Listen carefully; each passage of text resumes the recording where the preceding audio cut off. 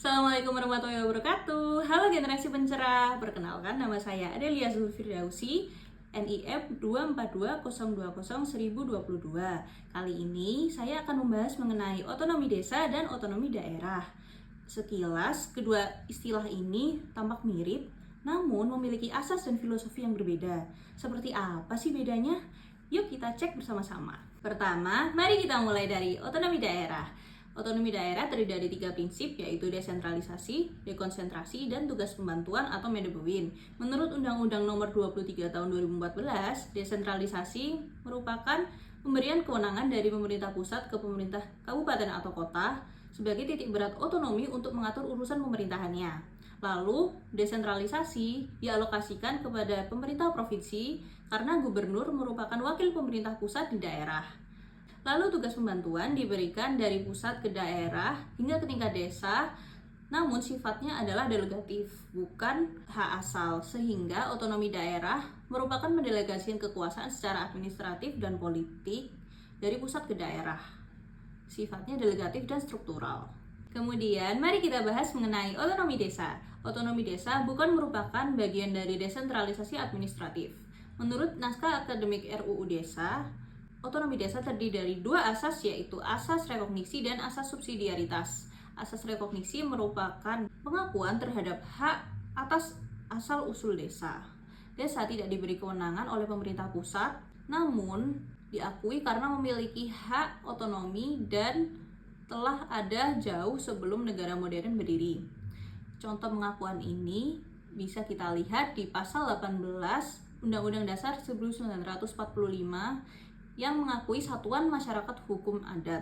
Lalu melalui Undang-Undang Nomor 11 Tahun 2006 tentang Pemerintahan Aceh yang memastikan posisi Mukim sebagai unit pemerintahan adat. Dengan kata lain, desa ini tidak diciptakan oleh negara, tapi diakui keberadaannya oleh negara. Seperti itu. Yang kedua adalah asas subsidiaritas. Asas subsidiaritas merupakan prinsip masalah lokal diselesaikan oleh otoritas lokal, sehingga desa memiliki kewenangan untuk menyelesaikan masalahnya sendiri, menyelesaikan urusannya sendiri yang paling dekat dengan kehidupan bermasyarakatnya.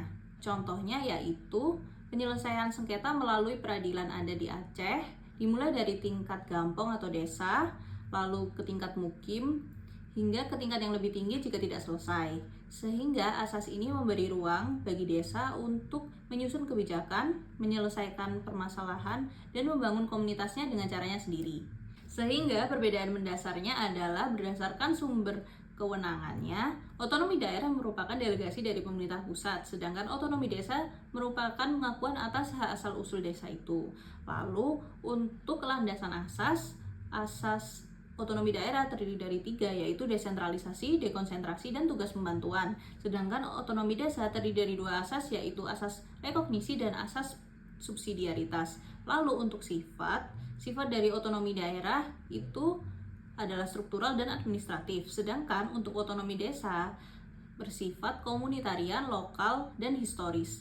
Lalu untuk unit pemerintahan otonomi daerah terdiri dari provinsi dan kabupaten atau kota, sedangkan otonomi desa itu yaitu desa itu sendiri sebagai kesatuan masyarakat hukum adat.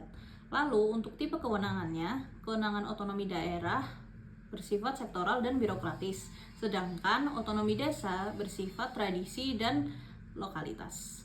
Sehingga ketika kita bicara mengenai otonomi daerah dan otonomi desa, keduanya merupakan filosofi yang berbeda mengenai kekuasaan.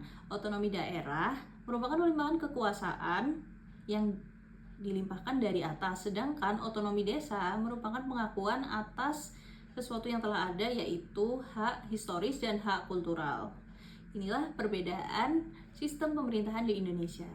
Sampai jumpa di konten berikutnya. Terima kasih. Assalamualaikum warahmatullahi wabarakatuh.